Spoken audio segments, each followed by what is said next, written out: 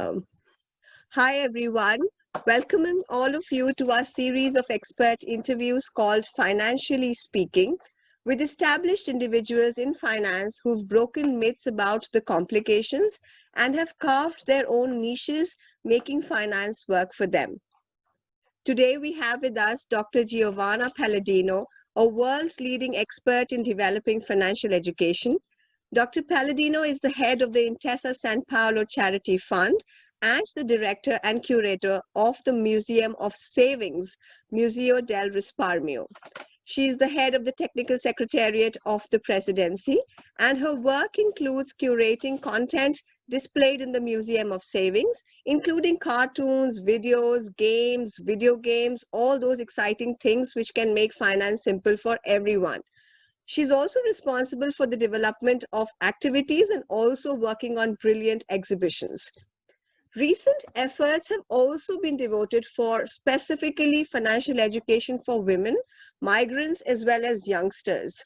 She has a ton of publications and has also worked in the economic sector within analytical skills, financial economics, market risk, asset management, and macroeconomics.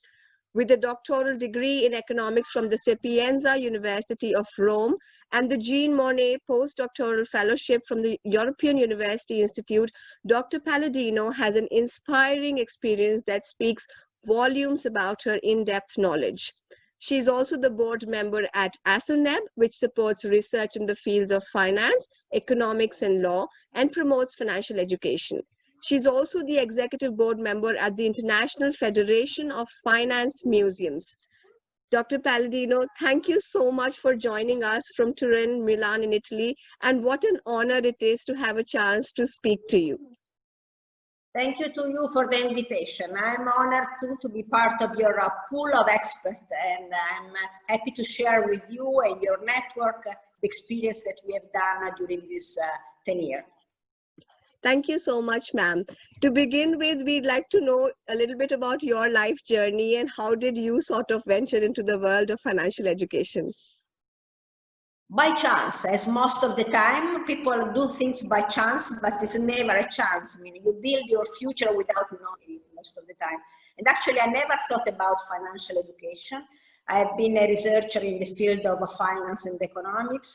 My studies have been devoted to finance and to econometrics especially. At a certain point in my life, someone offered me the possibility to develop a new museum.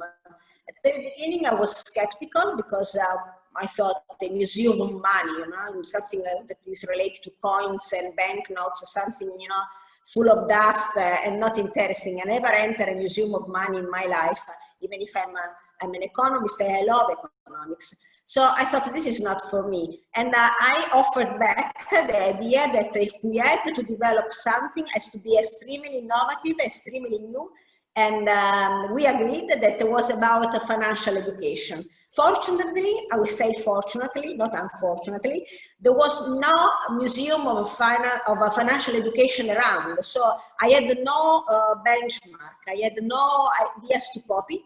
And that was really a fortunate chance because this implied that I had to, squeeze my neurons and come up with ideas that were brandly new. So from this point of view, I started developing something that I would like. So my idea is that it has to be the museum that I want to enter more than once.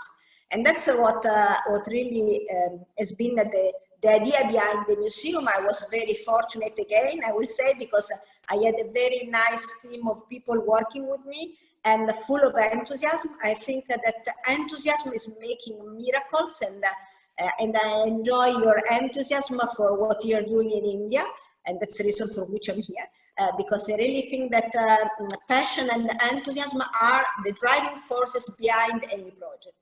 And this made possible to build the museum in more or less 9 months, plus 2 months for the script, for the content. And our museum by now is, however, very modern, even if it's open for 8 years now. It's very new, it's very up to date, and everybody's coming to see what it's about. Several other people, several other museums, they came to visit us, and then they build their own premises, their own museum. So I think really that we start to become a benchmark for the others, and I'm very happy whenever they want to copy things for us, because I think this is a field of cooperation. There is no competition in this field. It's always better to cooperate, and there is nothing to win actually. So it's a very poor field. We are working with the fragile people. We are working to make a better world. That is so true, ma'am. And this is what even I, and the vision that we also have is financial education actually cannot be a space where, you say that this is our competitor. It is all about, getting together people and working towards that one goal of, enabling financial education across the world. So it doesn't matter, because there are so many people who need this. At this point in time, you can't really say that, okay, one resource is more than enough. And I've come across the Museo del Risparmio, and the first time I came across your website, I thought it was fascinating. It's intelligent because, you actually, like you said, you don't imagine that there would be a museum of savings. And when you imagine, you think it will have like coins and dirty notes and those kind of things. But the first time I actually went onto your website and I explored the content, I said, this is phenomenal.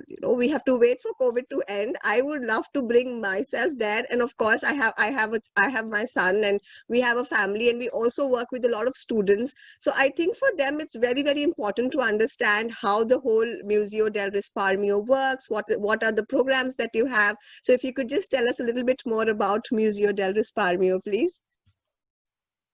Yeah, for sure. We are a work in progress. So we opened our gate 8 years ago, but we still work to the content. We still update things. We still do several activities, and they are completely new. Each year we invent something. So, but I want to say something to the people that lives not in Italy, but lives in other countries in the world. Everybody can enter the museum in a virtual way. In the home page, there is a virtual 360-degree tour, so you can enter, you can see a sample of our videos, a sample of our apps. So from this point of view, you can have a taste of the museum, even if you are 1,000 kilometers away from Turin.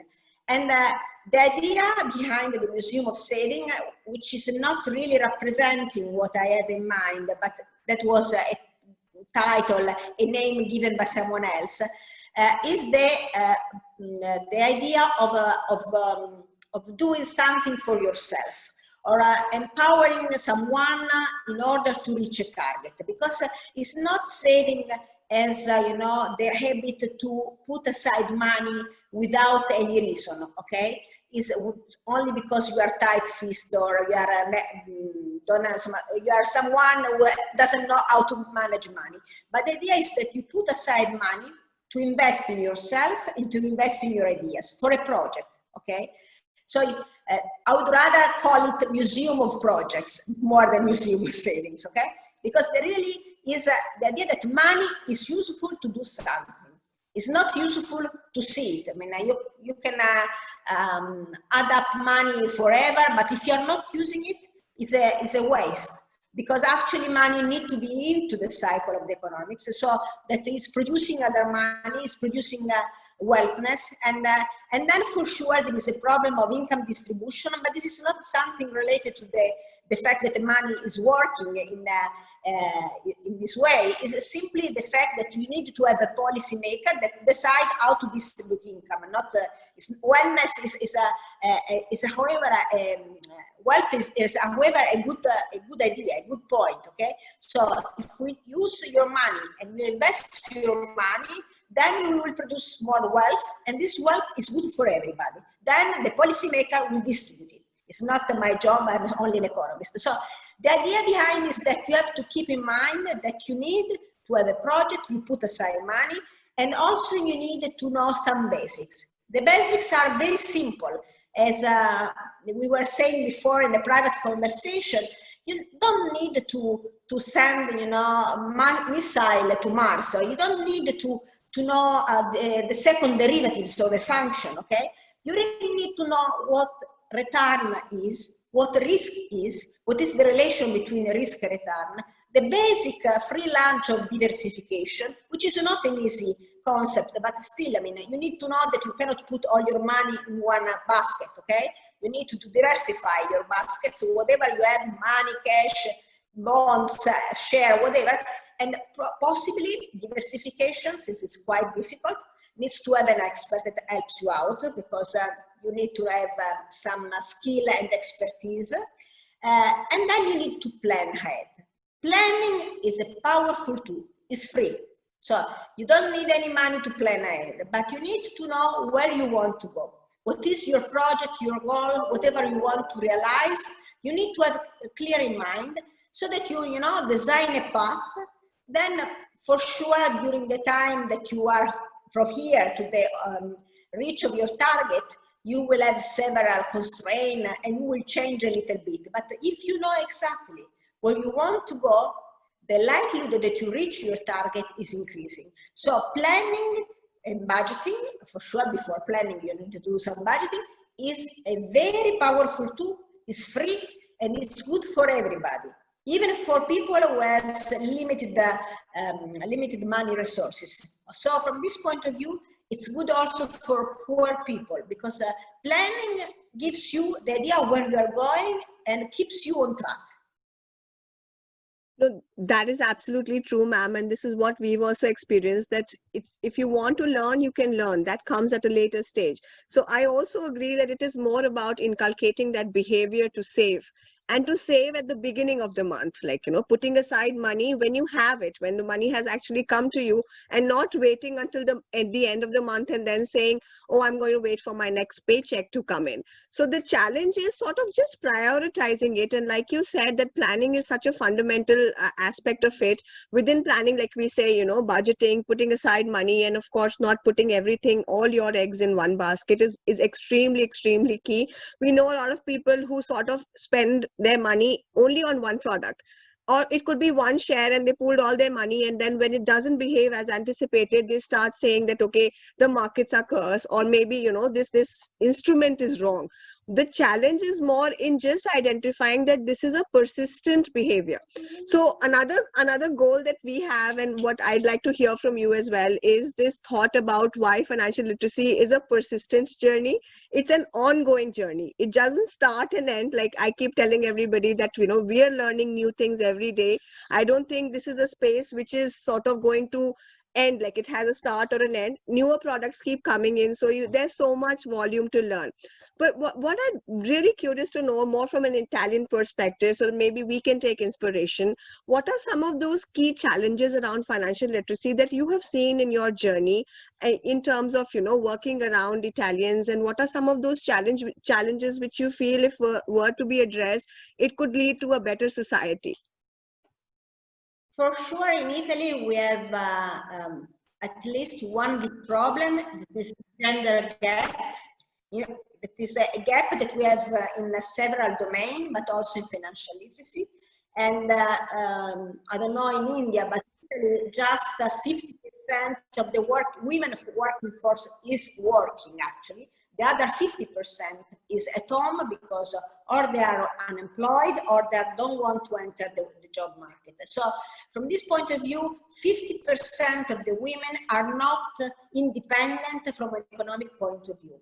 And this implies that most of them are really weak in financial literacy. Most of them do not want to be involved. They don't prioritize financial literacy as, you know, one of the things that they have to tackle. So it's very difficult to involve women in this kind of talk and in this kind of activities. We tried very hard. We tried with whatever we had in mind. We offer workshops, we offered several activities, exhibit on several ideas, but nothing was working very well. And I think it's a cultural problem. And we really need to tell women that exiting home and working outside your house is a right, is a fundamental right, but it's also a duty with respect to the society. And this is very difficult. I mean, we are trying and we are keeping saying, we are working on surveys to understand exactly where the problem is. How can we convince women to be financially independent so that they can, you know, prioritize the financial literacy as one of the key elements that they have to tackle. Then, I mean, adults in general are also very difficult to reach because adults, they have several activities, so they have several things to do during the day, so it's not easy to reach adults.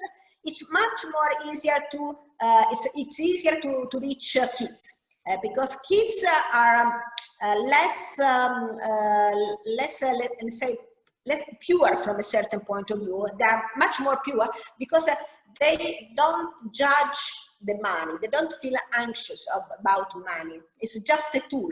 And from this point of view, they are open to understand. They are open to play with money because really the Museum of Saving is a place where we want to play. We are based on edutainment. So we want to learn through gaming, okay?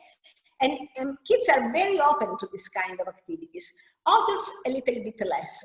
And, but it's also a moral issue because for many of, it's also a religious aspect that, so money is something from the devil most of the time. So it's filled as something dirty, okay? But I always say that money is not good, not bad. It's what you do with money that can be, you know, ethically discussed, but not the means of payment, not the money as a means of payment. So from this point of view, in Italy, adults have this kind of cultural barrier. I mean, that is also related to our, you know, religion, whatever. It's really a cultural barrier. It makes it extremely difficult to involve them.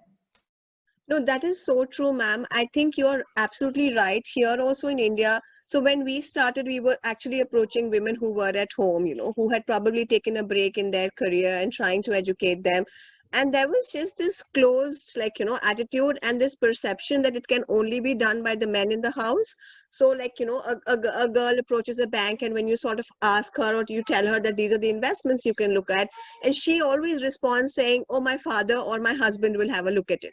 So that is a challenge that we've also faced. Like, we've spoken to so many people who worked at banks, because what our thought process is that if the woman of the house sort of, you know, takes the step, then she sort of spreads that education across her children, across the next generation, and only then the change will come. So for me, for example, like till the time we grew up, it was not a spoken topic. Even though my mother worked for one of the leading banks in India, and the first time I said I want to start putting aside money and I want to start spending, like, you know, saving and then investing, and she said, is there a problem you're facing in your married life? So that's how the response was, like, you know, because the thing is, they think that it is only something that the men of the house need to handle, and the push has to, at least I feel that the men are responsible for just supporting us, but then the onus is on us. If we sort of take that, it can lead to our own empowerment, and in turn, like, you know, empowering our kids. So the thought that with which we started was just that, you know, my son was 3 that time, and we said, okay, if I start today, then maybe he'll pick up things by 15. I mean, all those things which I learned at 30. So at least you are just giving back to the younger generation, and this is so fundamental. And I so agree that this is very basic things like budgeting. And you know, they are very important that mother became an example for their kids. And we discovered in a survey that young girls are looking at their mother as a role model for the money management, and boys are looking to their father. So women need to empower themselves through a process of self-awareness, because they will make a difference for their children, and especially for their female children. That is so true, and thank you so much for highlighting it. I know this was not the thought of the conversation, but I'm so glad that we brought it up, because this is really, really important, because a lot of work that we see is around, like, you know, there is so much of financial fragility, and this has more so happened after, I mean, I think it's opened phases during COVID. The markets usually behave in that cycle, and we keep telling people that this is right now, it's COVID, another 10 years, another challenge would come. So it always goes in a cycle. You can't really say, oh, I was caught off guard this time, I'm going to be a little bit more prepared next time. But what is it that you think can sort of lead to a more sustainable next generation, which is financially secure and financially literate? And how can we incorporate the lessons that we've learned from COVID in terms of sort of bridging that gap for the future? I think that we need to support the young generation that are so curious about money and money management through teaching this topic in school. School is a good place, but it's not enough, by the way, because really family is the core of the issue. Because I mean, family is always, and the parents needs to be involved and engaged in these activities. This implies that their kids will be, you know, more aware of the money, of how to manage their money. And actually financial literacy is not ensuring, you know, wealthiness to everybody. It's not the point, but gives you a backstop to disaster. Okay, so it's like a life-saving toolkit, something that you keep aside, and you know that if you put some money aside for the bad weather, if you you have a goal, so you have an idea where to go, you plan ahead, you budget your money, as you said, when the inflow of income is coming, so that you start the day one of the month, how to manage and how to divide your money in different drawers. Okay, so from this point of view, if you bring all this to your kids, you are making them financially safer than their parents. That is so, so true. I think that is one of the most golden pearls that you've said. Thank you so much for your time, Dr. Paladino. Before we close, what is that one book or quote or movie from finance which has sort of continued to inspire you? Because of course we go through our bad times, but in those times, it's important to come back to those resources which we've believed in. So what is it that you have to tell our young students in terms of, you know, what is it that they can follow? I have a very useful quote that is from a writer and a philosopher named Johann Wolfgang Goethe, that says, knowing is not enough, we must apply. Willing is not enough, we must do. So I really think this was a quote that lead my life and the way that I think about financial literacy.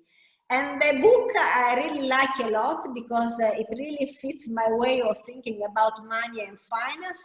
Is the book from a Nobel Prize, Robert Shiller, that is Finance for the Good Society. And I really think that we can use this kind of tools that the finance is providing to build a better society. Absolutely. Thank you. Thank you so much, Dr. Paladino, for your time. What a joy it has been. And I feel so inspired talking to you. Thank you so much once again for your time.